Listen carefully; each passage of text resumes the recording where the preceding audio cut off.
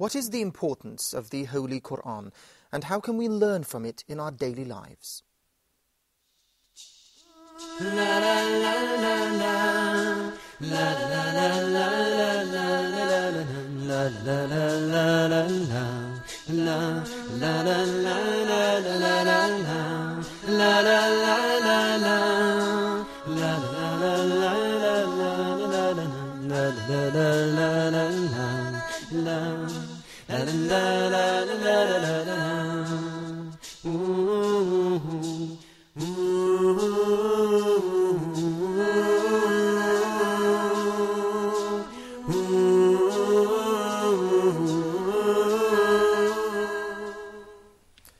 Assalamu alaikum and welcome to Youth Talk. I would like to welcome my guest in the studio. I have with me Sheikh Assim Al-Hakeem. It's a pleasure having you with us, Sheikh Assim. Glad to be here. I would also like to welcome my three participants. I have on my left Mahmoud, who is an English translator. I have Sami, also a translator, and Osama on my right. Sheikh Assim, in this episode we want to talk about the importance of the Holy Quran.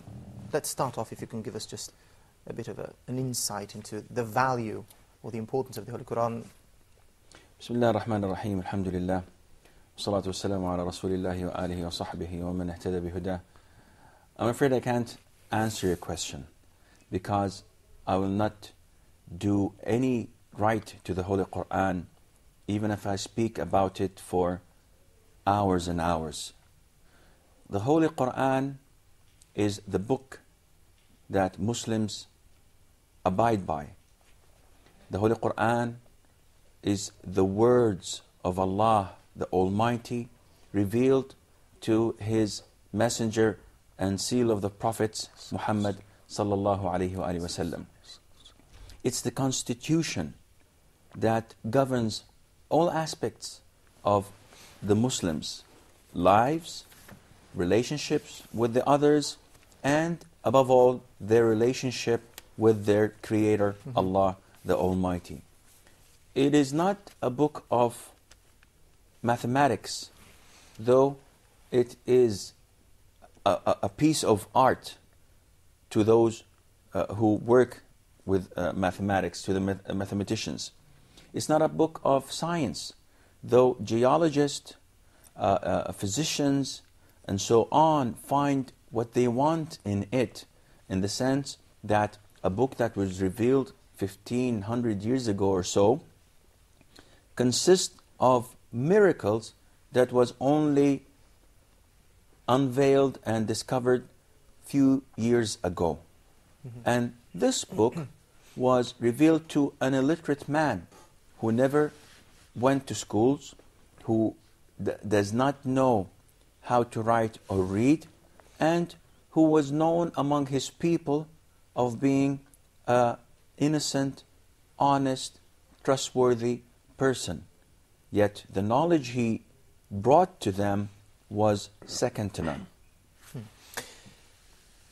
Is it... Well, let's first of all start off with moving. Let me say to some of the participants, first of all. Osama, if I were to ask you about the role of the Holy Quran in your everyday life. Yeah, actually, every day when I get in the morning, I wake up, I try to recite some of the verses. But sometimes a lot of verses, I stop in front of them and I don't know what's the real meaning, because it's not me, most of the Muslims. A lot of hidden meaning in the Quran. How can I interpret this hidden meaning? Okay.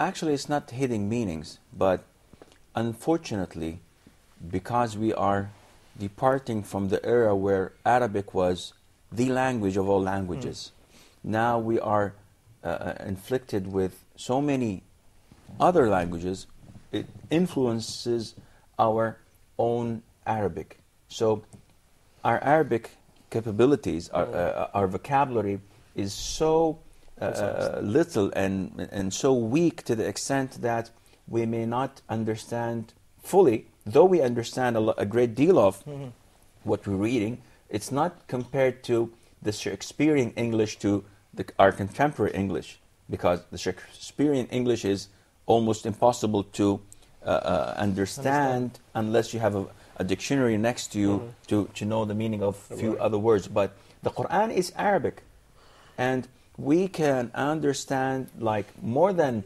99% of what's there.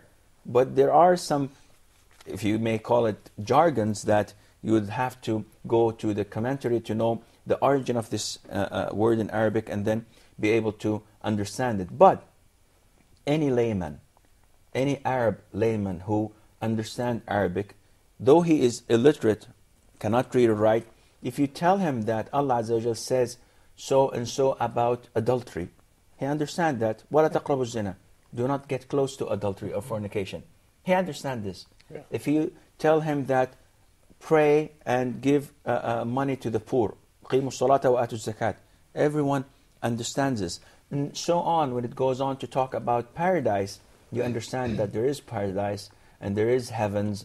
You may not understand some of the things in there because it is a high-class Arabic, but you know that this is a pot and this is a mattress and this is something, though you cannot imagine it as it's supposed to be. When it talks about hell and punishment, you feel it, you have the sense of it, you find that your body shivers, you know, your hair's almost stands if you have hair, not like myself, but you can sense that. And it's a good thing that you recite the Quran every morning, because this is the minimum that you should do. And by far, you're doing this because you find your comfort in it, not because it's a nice thing. Definitely you're benefiting out of it. So, Sheikh, is it all about reciting the Quran or about memorizing it? Now, there are levels. If you can memorize the Quran, this is a higher grade or level than simply reciting it. But so if I can if I can memorize it, so I have not to memorize it. It's not a must. Memorizing the Holy Quran is not a must, because if it's a must, it would have been a little bit burden to the people. What is a must for you is to contemplate on it. See, reciting the Quran is levels. The highest level is to recite the Quran and to understand its meanings and what's the message between the lines, what Allah wants from you. So this is the highest level. The second level is to recall the meanings in your heart without any recitation, but you know that this is what the Quran says. The third level is to recite it without contemplating in it. You just simply recite the words. And you are rewarded in that, as the Prophet ﷺ told us, that with every letter you recite, Allah will reward you 10 good deeds. And these are multiplied to 700, and the sky is the limit. Allah Azza wa Jal knows how much He would want to multiply it by. And this is recitation without understanding the meaning. So this means that those who are non-Arabs, by reciting the Quran without understanding it, they are rewarded. But it's highly recommended that they do understand what these words mean, so they know what is the message of Allah to us. So is there a specific number of verses or surahs one has to recite every day, or there is a portion that one has to recite regularly, or what's called a word of Quran? A portion of the Quran. A regular basis. Scholars did not draw the line saying that this is the minimal accepted level. There's no minimal accepted level. Yet there is a maximum that you should not exceed. The origin of this, or the proof behind this, is the hadith that Abdullah ibn Amr ibn al-As, may Allah be pleased with him, and with his father Amr ibn al-As, both companions of the Prophet, he said that his father made him marry a very honorable and decent woman from Quraysh.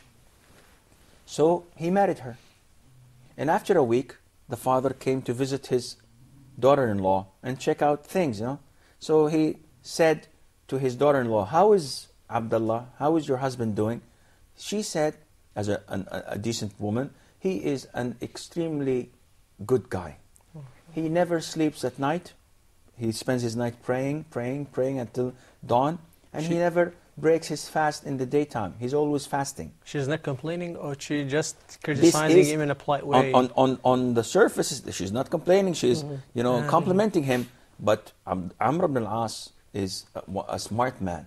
He knew that she is embedding a complaint in her words by saying that this man has no need for women.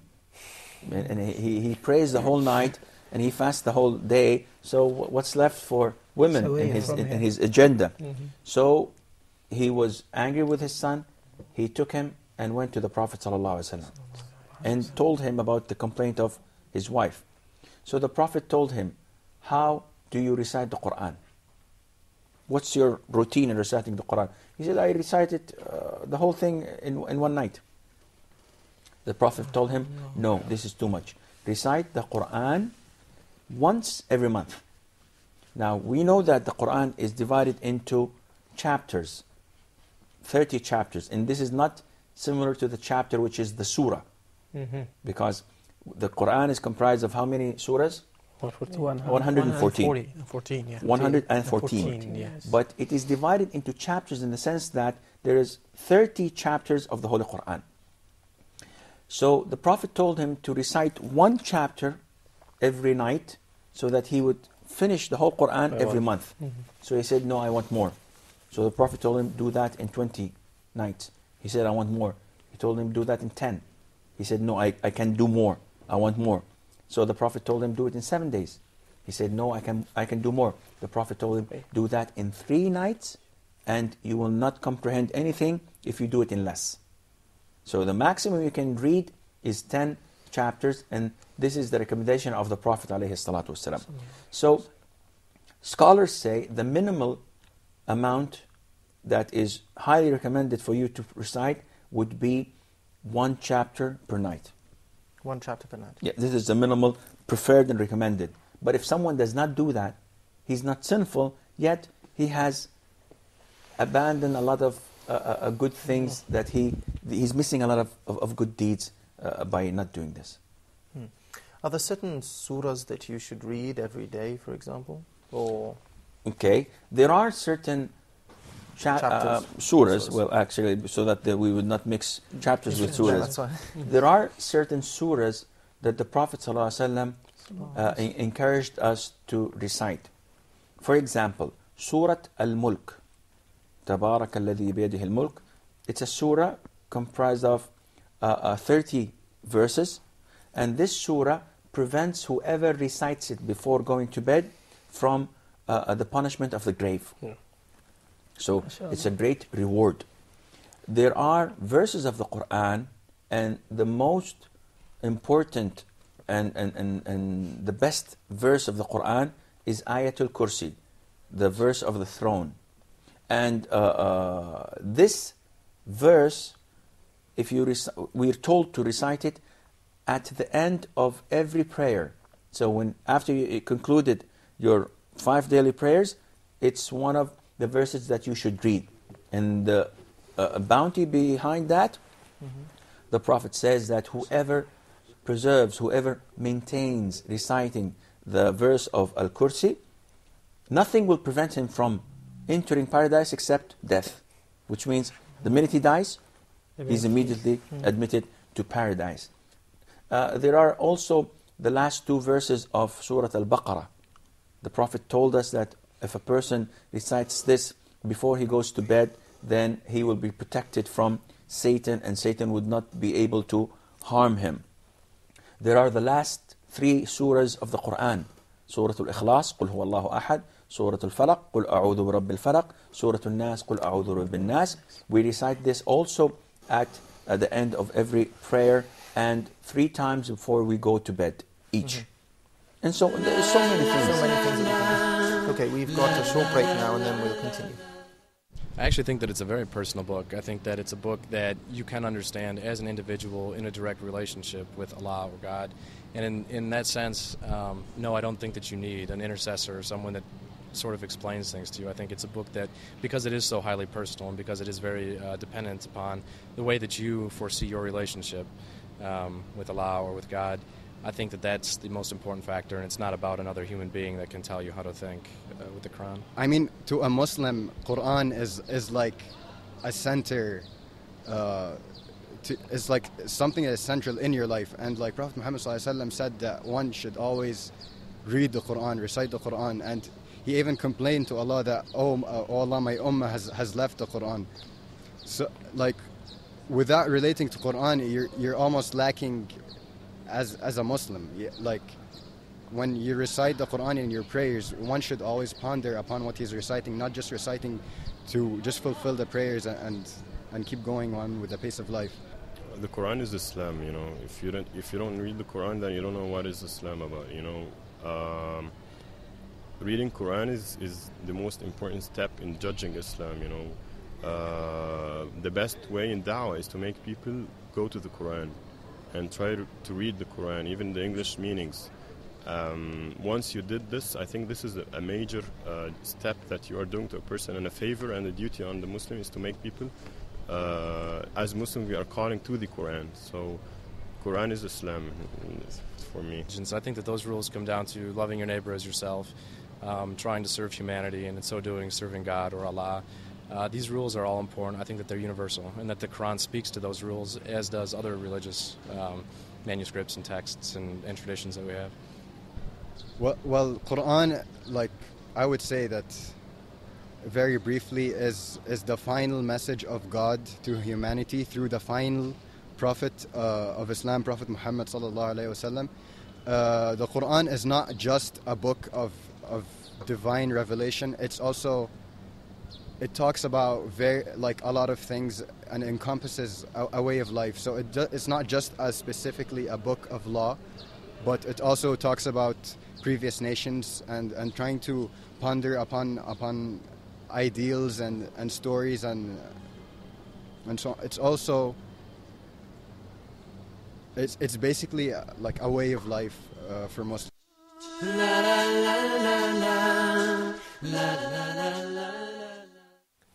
Sheikh Assim, can one, and especially youth, use the Holy Quran to answer certain questions about things relating to their daily life, for example, like divorce, for example, like relationships with people and things like that? We have to realize that the Quran contains answers without any count to questions that may arise in the future, because Allah Azza wa Jal has revealed this Quran to be suitable till the day of judgment, and nothing will be revealed after it. No messenger would be sent after the Prophet ﷺ, who is the seal of the prophethood. This means that there are answers to your questions, but unfortunately people never refer to the Quran for solutions. They, and this is, I think you all agree with me, and you may comment on that, they use the Quran in ways different to what Allah Azza wa Jal has revealed it for. For example, people nowadays abuse the Quran by putting certain verses and hanging them on the walls for decoration, not for recitation. And this is a form of abusing the Quran. One would say, no, I'm doing this so that I can read it. I tell you, I've seen so many houses with verses of the Quran on the walls. When I ask the people owning that house, without looking, what's on that portrait? He says, a verse of the Quran. Which one? I said, I don't know. Let me look. Because they got used to it, they forgot what it was about. And they pay so much money as a decoration, not as something to be recited and learned from. And this is one way of abusing the Quran. Okay, Mahmoud? But Sheikh, don't you find that it's better to have a portrait of Quranic verse on the wall than to have a picture, an image of horse, a landscape, natural scene on the wall? Well, the way I look at it, that two wrongs do not make a right. Now, it's forbidden in Islam to put a portrait of a living creature, a man, a horse, an animal, a bird, or whatever. But you can put whatever you like rather than living things. So you can have a portrait of a scenery, a view of a mountain, of rain, of seas, oceans, whatever, but do not put any living creature in that. Putting verses of the Holy Quran is something that is not preferable or recommendable, because Quran was not revealed to be used in this sense. It was revealed to be read and recited. Another form of abuse would be to put a copy of the Holy Quran in the drawer of your car, or under your pillow. And when you ask people, why are you doing this? They say, we're doing this to protect us from accidents, or to prevent thieves from breaking into our houses. And again, this is not acceptable at all, because the Quran was not revealed for this purpose. Yeah, but Sheikh, you can put it in your car and you read it constantly, you know what I mean? It depends on the intention. What was your intention for behind putting your copy of the Quran in the drawer of your car? I know a lot of people that dust has a layer on their Quran in the drawer because they've never touched it. 3-4 years, and it's there. So why is it there? I know pilots that keep a copy of the Holy Quran in their flight kits, but without the intention of reading it or even opening it. Only emergency, you know what I mean? They look at it as a protector. And this by itself is a breach of believing in Allah Azza wa Jal. Because Allah subhanahu wa ta'ala is your protector, not a copy of the Holy Quran. Can the meanings, or the verses, let me say the verses, not the meanings, of the Holy Quran be translated? I mean, for somebody who does not understand, for a foreigner, for example, who speaks English, speaks French, whatever the language, and he wants to understand the Holy Quran. If he's a Muslim who doesn't understand, who doesn't know Arabic, can the verses be translated into another language? Of course, and this is the case. We have translations of the meaning of the Holy Quran in a lot of current languages. And a lot of the newly reverted Muslims were reverted to Islam because of a translation of the meanings of the Holy Quran. Translation of the meaning, yes, and not of the actual verse. Why do I say translation of the meaning? Because we do not have a translation of the Quran. The Quran was revealed in Arabic, and it will remain in Arabic. And again, it depends on where the translator is coming from. So every translator has his own touches to the text he's translating. And it depends on how you look at the verse of the Quran and the things that you can benefit of.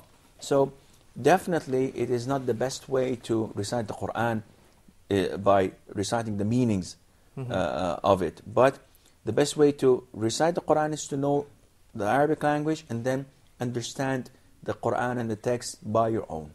But the meaning of it is only for foreigners or for non-Arabic speakers to understand. However, if a Muslim foreigner, he has to learn the actual Arabic to be able to recite the actual Quran itself. Yes, he has to learn the Arabic. So in order to get closer to Allah Azza wa Jal. For example, you may not recite the meaning of the Fatiha in prayer. You have to recite the Arabic Fatiha surah, the first surah of the Quran. And you may not say Allah is great in the salat. You have to say Allahu Akbar.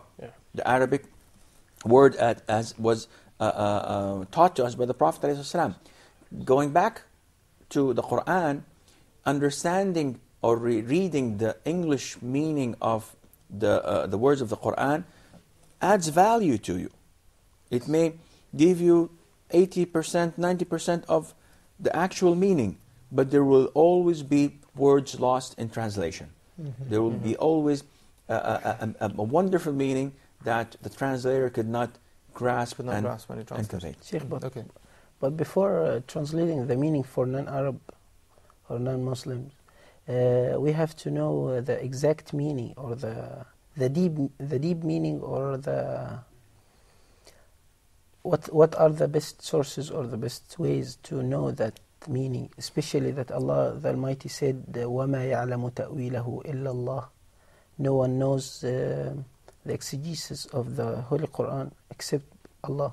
Not Allah. Actually, to understand the Quran, you have to understand the Arabic language.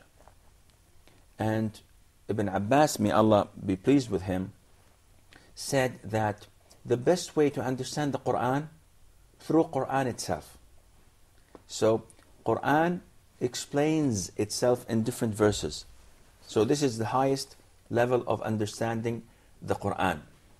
And the second level is understanding the Quran through the Sunnah, the Prophet's teachings and actions. And the third way of understanding, or the third level of understanding the Quran, is through the poetic sense, because poets were the masters of the language. So if you master their poems, you have the ability to understand the Quran as it was addressing the Arabs. And the fourth one, or the fourth level, is normal Arabic. So this is the best way of understanding and reciting the Quran through all these four levels. What Allah Azza wa Jal means by ta'wil, the word ta'wil itself can mean things that will happen in the future. As Joseph said to his father, this is the interpretation of my dream before. And also ta'wil could mean the thing being explained to the others as a commentary. And that is why Al-Tabari, Ibn Jarir Al-Tabari, called his commentary over the Quran Ta'wil Al-Quran Al-Azim. And the last thing, the ta'wil, is the distortion of the real meaning, and this is not allowed.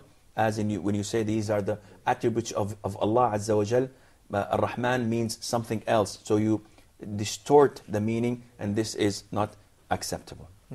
Okay, we've got a short break now, and we'll return after this.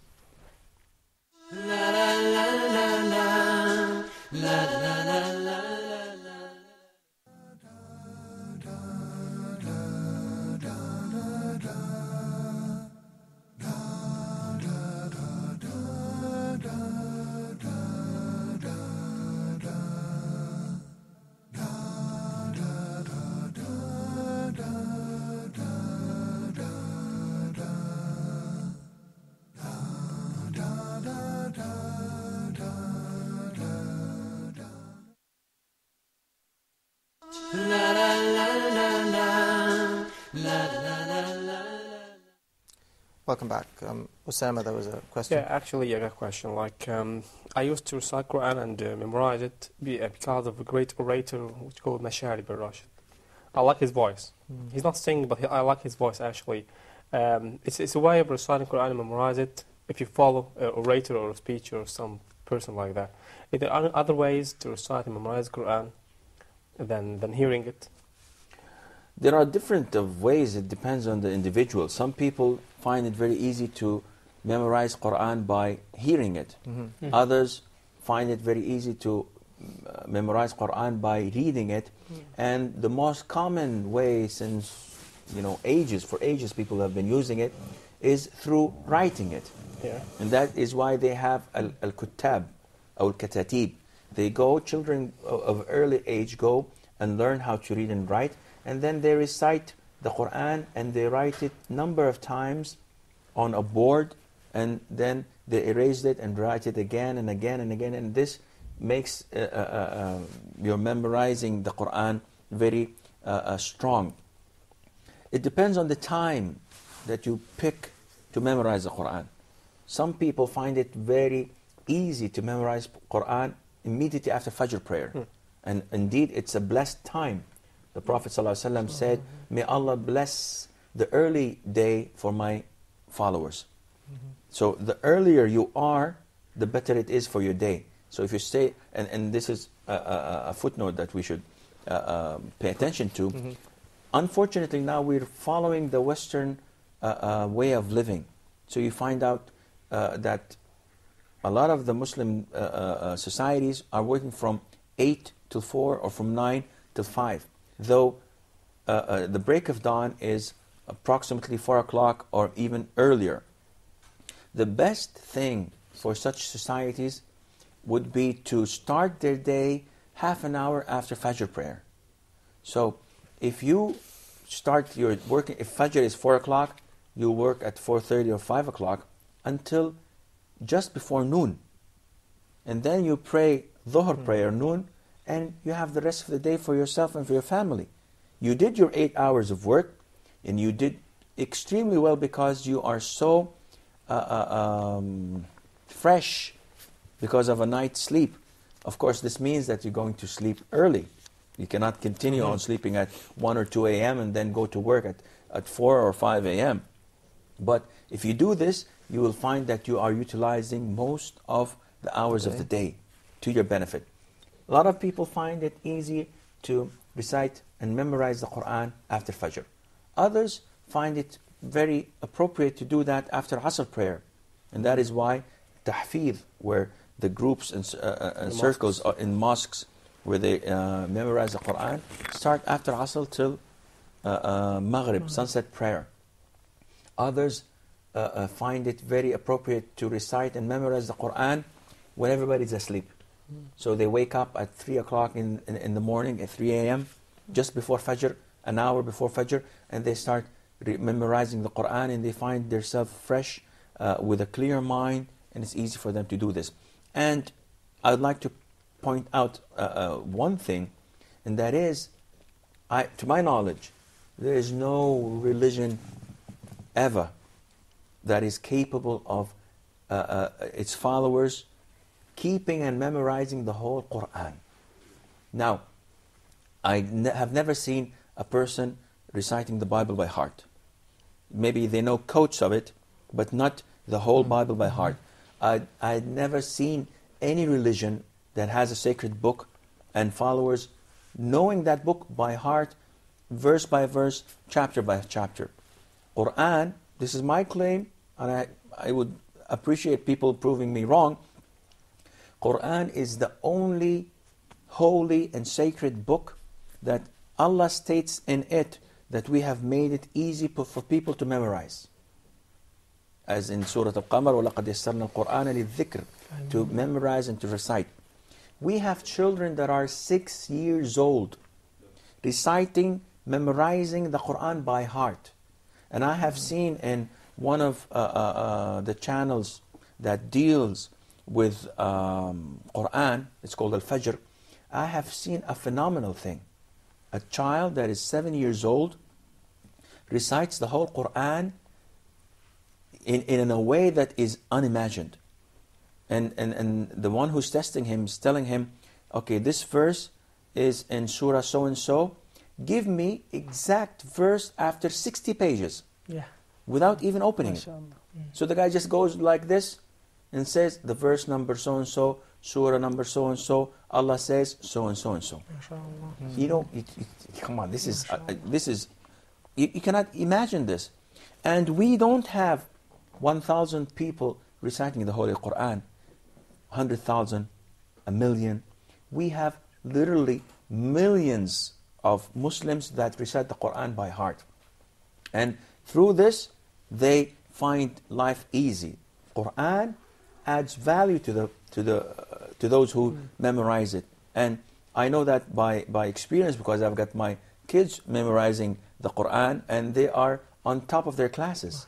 Alhamdulillah, not 1, not 2, not 3, not 4 of them. And they're all on the top of their classes.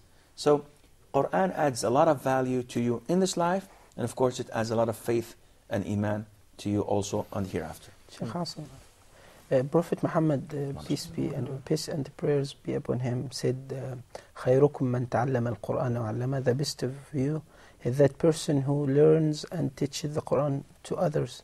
What do you think about asking money in return of teaching the Quran? This is a question that scholars have different opinion towards. One opinion is that you may not ask for money for teaching the Quran unless you have a need for that. But if you are using it as a form of trade, you know, I'm not going to teach you unless you pay me this. You want me to teach you 2 chapters? It's going to cost you this. And I have to get my calculator and then... No, this is not acceptable. But if you get a reward without asking for it, this is permissible. If you request for a payment or a reward simply because you don't have any other occupation, now, then also this is acceptable. But if you don't have these reasons and you ask and you bargain, then this is forbidden. It was reported in the Sahih that a group of Muslims were traveling and they ran short of food. So they went to a pagan village and they asked the tribe to host them, as it's the custom of Arabs. And the tribe refused. Pagans, they have no problem. So they departed, they left. And then one of them came to the Muslims and told them that we have a problem. Our leader has been bitten by a snake or by a scorpion or whatever. And we cannot, we don't have any remedy or ruqya or any recitation that the Arabs used to say to reveal his pains and make him feel well. So is any one of you capable of doing this? So one of them came up and said, yes, I can do that, but we requested some food and you did not host us. So we're not going to do anything for you until you give us something. So they've agreed on giving them a number of sheep. So the man went there and he recited the Fatiha, the first chapter of the Quran, several times and blowing on that bitten person. And a number of times, 3 or 4 times, and to their astonishment, the guy stood up as if nothing happened to him. So the companions who were hungry wanted to eat from the sheep. So the other one said, well, I did something I don't know if this is lawful or not. We're not going to touch this until we come to the Prophet ﷺ and explain to him. So they went to the Prophet and told him about what happened with him. So the Prophet smiled and said to that man who recited the Fatiha, how did you know it was a ruqya? It is indeed a ruqya, but how did you come to know this? And I did not teach you that. So it is lawful for you to take from the sheep and give me part of it, the Prophet said, ﷺ, to show them that it is lawful for them to eat from it, because he is setting the example by himself. In this case, he did ask for money for the recitation of the Holy Quran. But in other hadiths, we are denied from asking money for the Quran and teaching of it when, as I said earlier, there is no need for that. Bargaining for it is unacceptable, but when it comes to you without asking, if I'm going to teach my brother here the Quran, at the end of the day he gave me something as a reward or from his own self, accepting it is okay. If I don't have any work, yet the community wants me to teach their children, but I already have a 9-to-5 job, so I'm going to leave my 9-to-5 job and I'm going to devote myself to teaching the children or the community Quran, then it's okay for me to seek money for that. This beautiful story means that the Quran is a cause of recovery.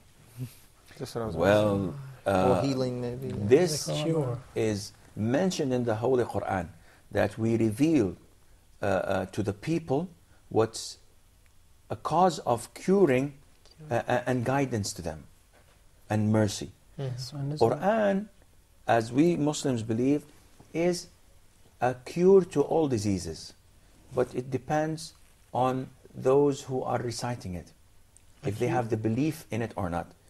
The pagan was a non-Muslim, yet he recovered by the blessing of Allah Azza wa Jal and by the recitation of the Quran. If the man reciting the Fatiha or Ayat al-Kursi does not believe in that, does not have sufficient faith, but he simply says, well, I'll give it a try. We tried a medicine, it didn't work. We tried physiotherapy, it did not work. We tried flexology or whatever they call it, it didn't work. Let's try the Quran. No, this would not do. Sheikh Assim, some people may say, what's so special about the Holy Quran? What's so significant about it? Isn't it like any other book, like the Bible, for example, or any other book that says what you should do in your life or how you should go about your life?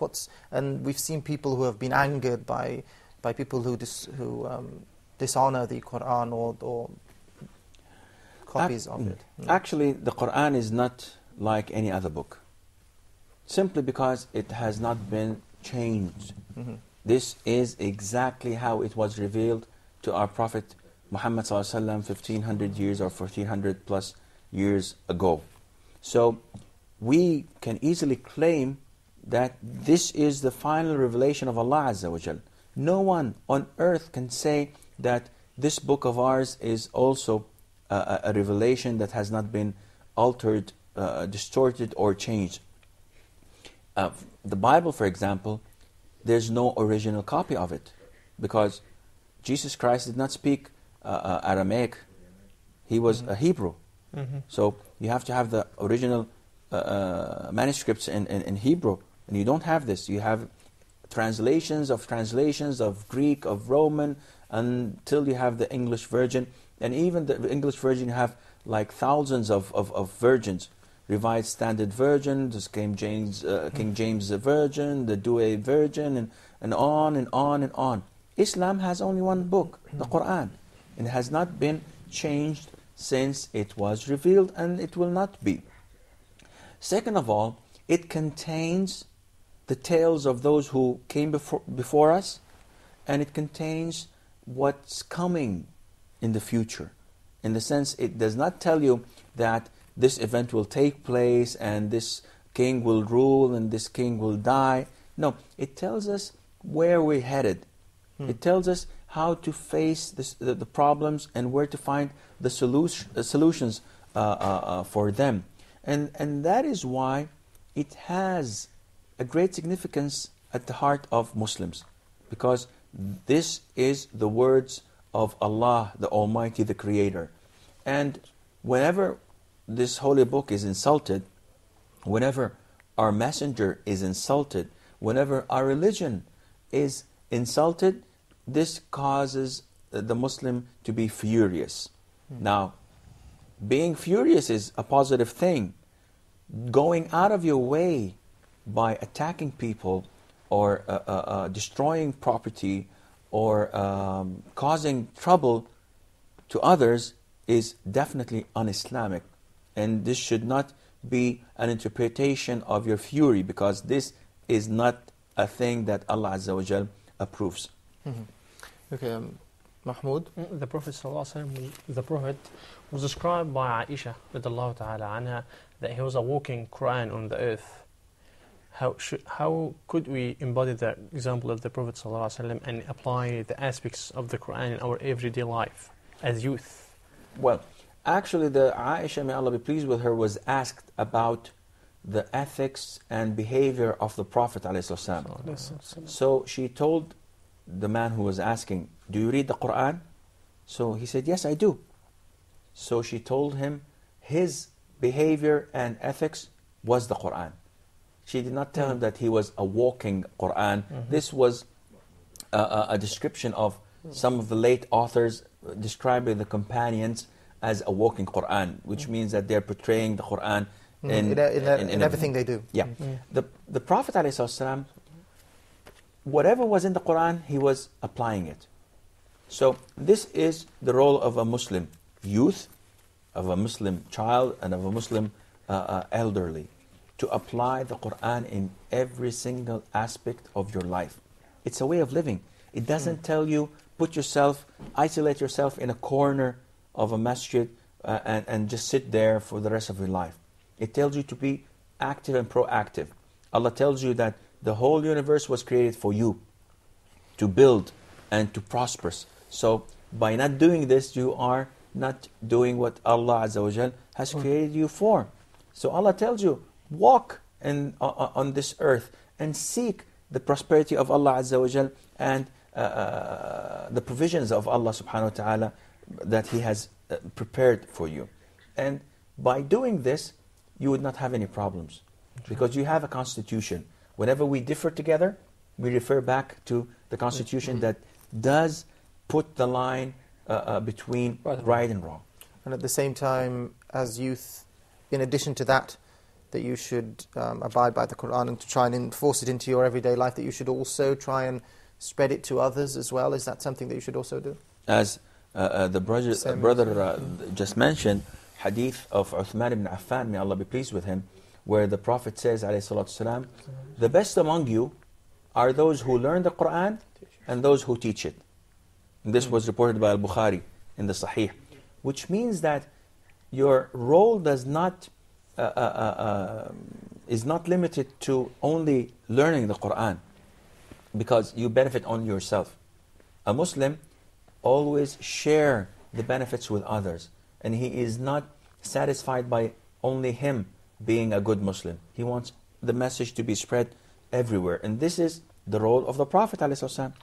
The Prophet did not take the revelation and said, well, that's for me, I'm gonna be a good Muslim, that's it. No, he spent all of his life, the rest of his life, fighting, spreading, preaching, trying his best to spread the word of Allah Azza wa Jal. So, first of all, you as a Muslim youth should devote enough time per day, in a day, to study the Quran.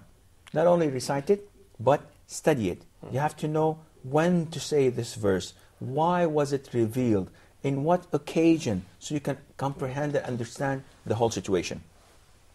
Doing so, this does not relieve you from the duty to spread the Quran by sharing it with others. And that is why the Prophet ﷺ said to his companions, deliver on my behalf even if one verse. Deliver on my behalf even if one verse. So don't think that you don't have anything. A lot of the brothers and sisters we sit and talk with, whenever we tell them, why don't you convey the message of Allah Azza wa Jal and spread it? They say, we don't have knowledge. Subhanallah. Don't you recite the Fatiha? They said, yes.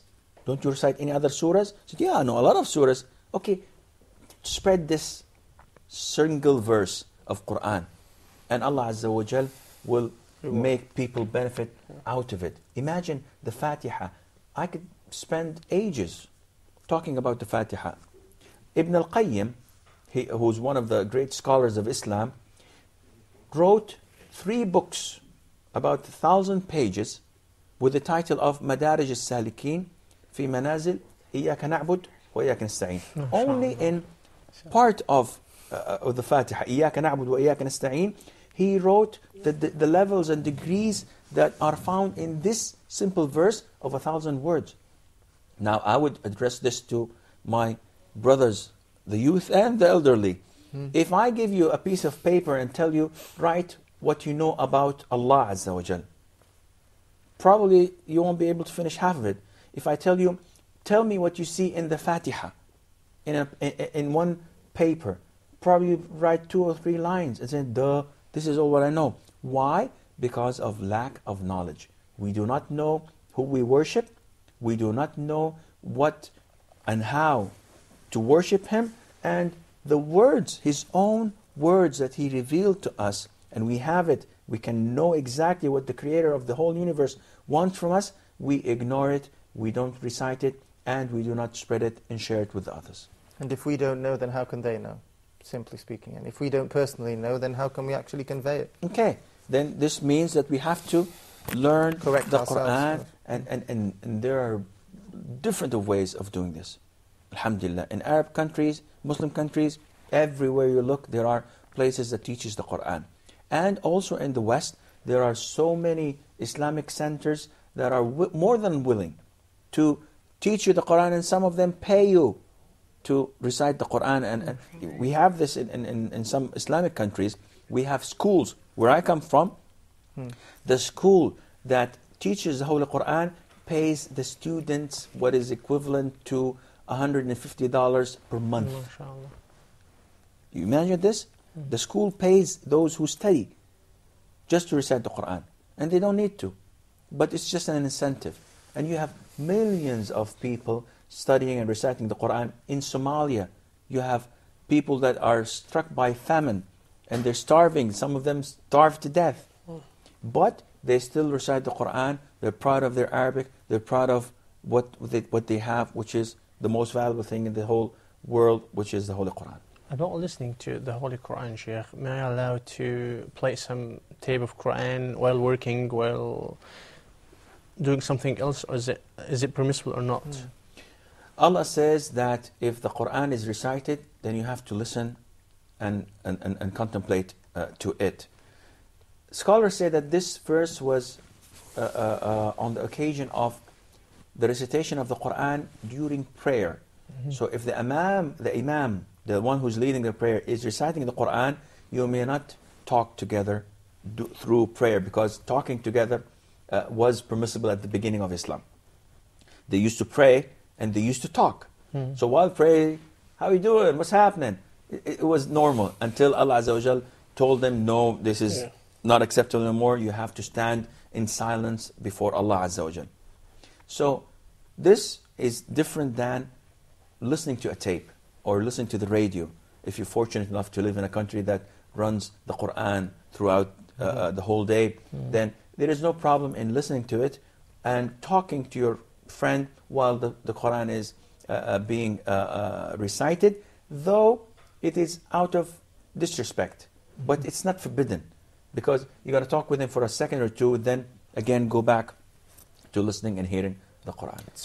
Some people, sorry to interrupt, but some people tend to leave, for example, a radio or a cassette on with the Quran on in a certain room, but they're not even in the room. Is that something that's... They believe that it's... To have the Quran in the house or in the room being recited is something that will bring blessing, for example, or protect them. Or well, again, protection is not applicable. Reciting Surah Al-Baqarah in the house is part of the Sunnah. So if you cannot recite it, and it kicks the Satans out. If you cannot recite it, then you may play it. Inshallah, this is acceptable.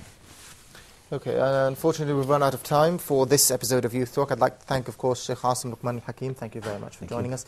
And I'll thank my 3 participants as well. That's Mahmoud, Sami and Osama.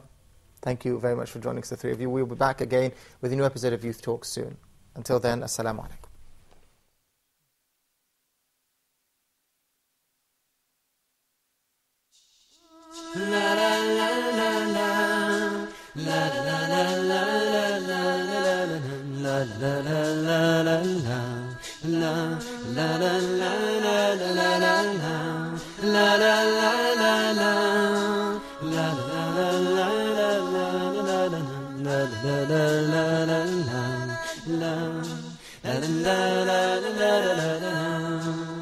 Ooh.